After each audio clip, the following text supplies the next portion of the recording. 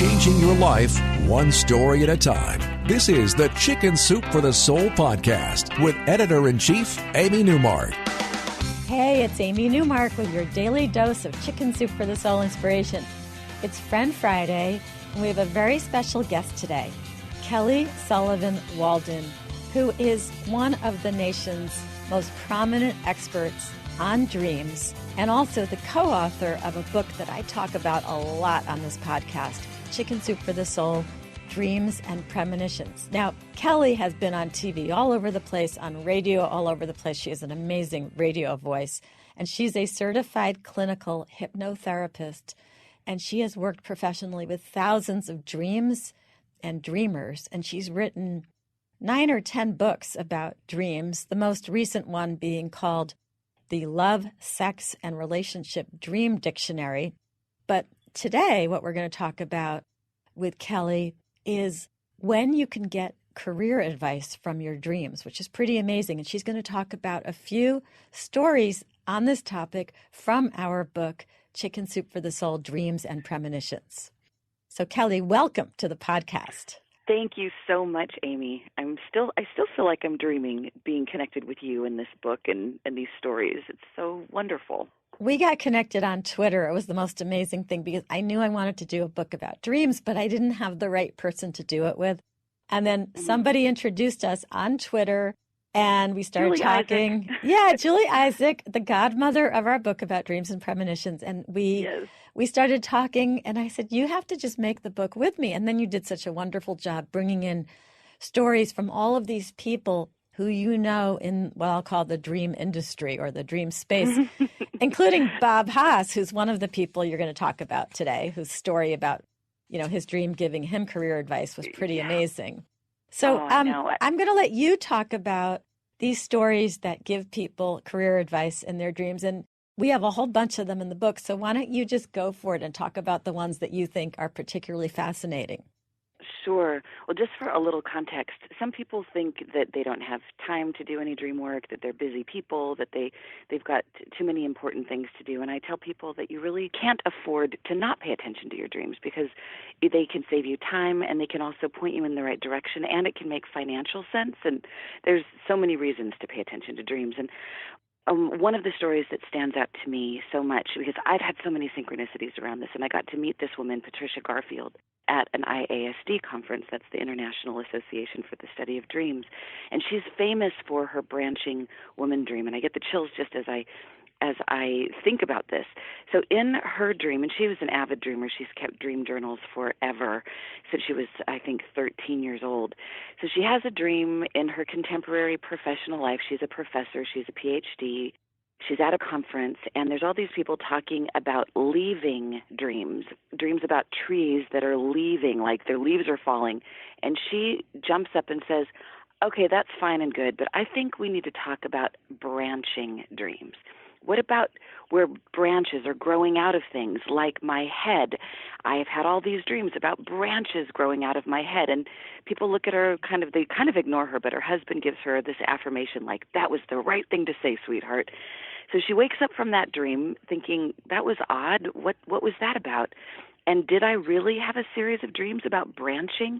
And she goes back through her journals, and sure enough, she finds all these other branching women dreams. And she finds that the branches in many ways are about her branching out of her academic profession and becoming more creative. And in some way, they're kind of like antennas on the head connecting to, this is kind of my interpretation, and she does talk about this, where it's kind of like connecting to a higher source. Anyway, she had been in the midst of trying to get a book published, and the academic publishers were saying it's too mainstream, and the mainstream publishers were saying it's too academic. But she threw in this story about the branching woman dream, and it served the purpose of branching both worlds, the academic world and the mainstream world. And her book, Creative Dreaming, became a #1. I get chills all over my body thinking about this. It became a #1 New York Times bestseller. She did all the talk shows, and it's still a classic to this day. And she credits her branching woman dream for her success, for her branching into mainstream, and she never would have otherwise. There's so many academics that try to, and it doesn't work. So Patricia Garfield is really a legend, and she's known famously for her branching woman dream. Can we talk about Bob Haas? Because I just love Bob Haas's dream. Maybe because he worked at IBM, and it was so relatable to me because IBM's headquarters was right next to where I grew up. I think Bob he's kind of an anomaly because we have a lot of dreams for men, but mostly this is predominantly kind of a female-dominated topic. But Bob represents the corporate man, very much a man, not what I would call a snag, a sensitive new age guy. He's very much like an upstanding guy who is in the midst of having the dubious privilege of having to lay people off at his job when this dream comes in, and he's got a nice package, he's got a lot of job security, and he doesn't want to lose his security, so he's given the opportunity to stay on at his company and have to lay people off and be one of the few survivors. And he's gripping on for dear life because security means so much to him in real life. And he's given these opportunities in waking life to take another position. There's headhunters coming after him, and he's saying, no, I want what I know. I want the security of my retirement package and blah, blah, blah.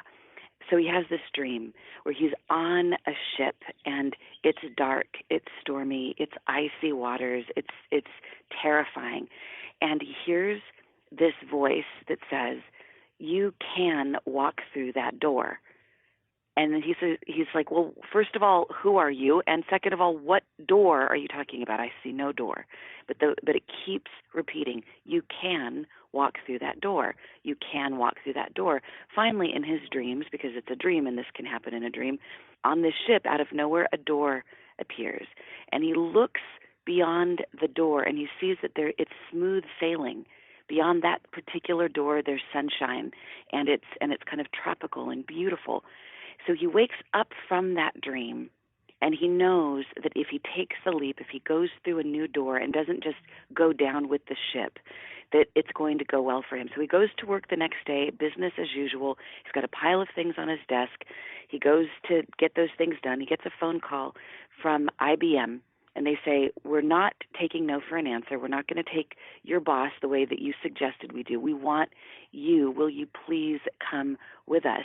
And they come and they interview him, and he knows that he needs to say yes. And they offer him a 10 times better package than what he had if he had stayed and went down with the ship. And he has never looked back. And he got to retire early, and now he was the president of the International Association for Dreams, where he got to really pursue his dream boat, the life of his dreams, and in many ways because of this dream. Yeah, I love that. I know you tell me that you actually assign yourself topics to dream about, which I think is such a great idea because I very much believe in efficiency. And what a great idea. If I'm puzzling about something, assign myself that topic before I go to bed. Say, all right, my assignment tonight is to dream about such and such, and then wake up with a solution. And I guess you can get better and better at doing that, right? Do you really and truly do that?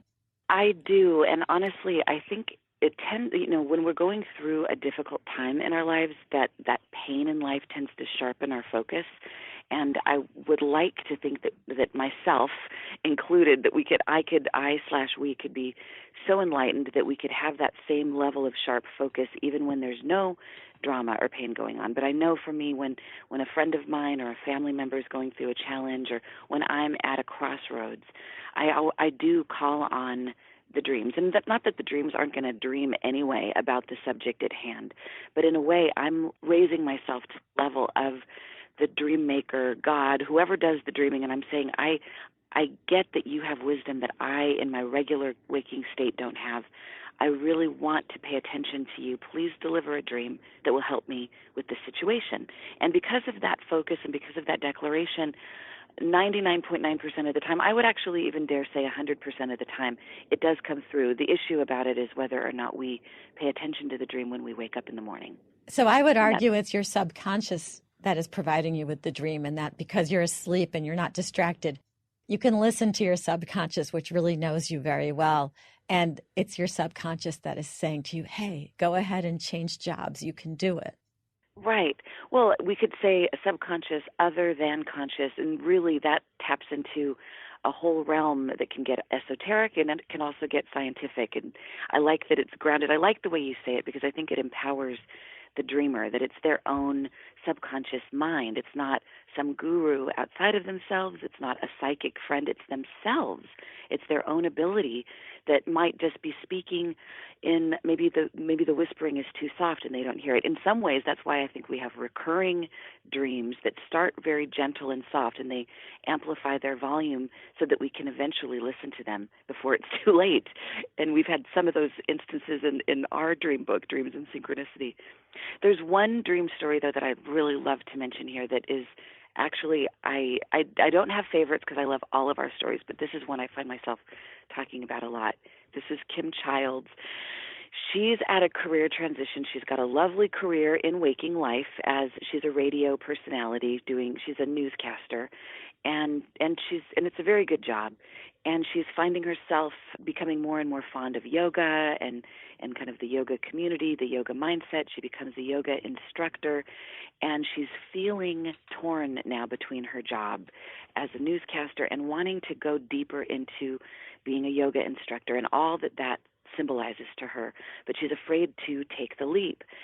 And she has a dream, and it's during a time where she actually sets an intention. She says at the beginning of the story that she's with a group of friends, and they're all in a similar career transition, and they all set strong intentions. So she has this dream that she's climbing a rock formation, kind of a mountain, and she gets to a place where she can't climb any longer. There's a gap between where she is. I want to cry when I think about this because it really resonates with me so much. I feel like it was my dream. There's a gap between where she is and where she is getting to, and she's come up too far that she can't climb back down. Isn't that symbolic?